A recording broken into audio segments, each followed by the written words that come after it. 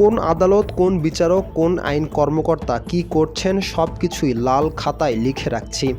এভাবেই ভরা আদালতে রাষ্ট্রপক্ষের আইনজীবীর সঙ্গে বাকবিতণ্ডা ও হুমকি দেওয়ার অভিযোগ উঠেছে কার্যক্রম নিষিদ্ধ আওয়ামী লীগের সাবেক এমপি ও জাসদ সভাপতি হাসানুল হক ইনুর বিরুদ্ধে।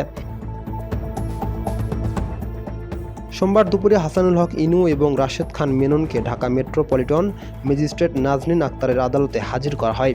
এরপর জুলাই আন্দোলনের সময় রাজধানীর বংশাল থানার একটি হত্যা চেষ্টা মামলায় তাদের গ্রেপ্তার দেখানোর আবেদন করেন তদন্ত কর্মকর্তা। এ সময় রাষ্ট্রপক্ষের আইনজীবী সহকারী পাবলিক প্রসিকিউটর হারুনুর রশিদ আসামিদের গ্রেপ্তারের পক্ষে শুনানি করেন। রাষ্ট্র ও আসামি পক্ষের বক্তব্য শেষে হাসানুল হক ইনু আদালতের অনুমতি নিয়ে বলেন, আজ আমাদেরকে দীর্ঘ 4 ঘণ্টা ধরে সিএমএম কোর্টে হাজতখানায় রাখা হয়েছে। এই ঘটনায় ক্ষুব্ধ হয়ে তিনি আদালতকে বলেন, দীর্ঘদিন ধরে কারাগারে আছি।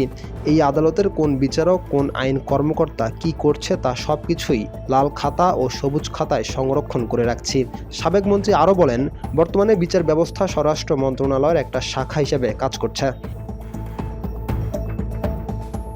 এ সময় রাষ্ট্রপক্ষের আইনজীবী আসামি ইনুকে থামাতে বলেন, কিন্তু হাসানুল হক ইনু না থেমে রাষ্ট্রপক্ষের ওই আইনজীবীকে বলেন, আপনি চুপ করেন।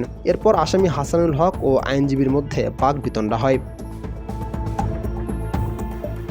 এ সময় রাষ্ট্রপক্ষের আইনজীবী আসামির আদালত অবমাননার অভিযোগ তুলে হাসানুল হক ইনুর বিরুদ্ধে ব্যবস্থা নিতে বলেন।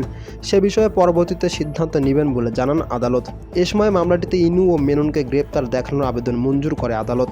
এসব বিষয়ে গণমাধ্যমকে নিশ্চিত করেছেন রাষ্ট্রপক্ষের আইনজীবী সহকারী public prosecutor Harunur Rashid. Rakib Hasan, Ittefaq news.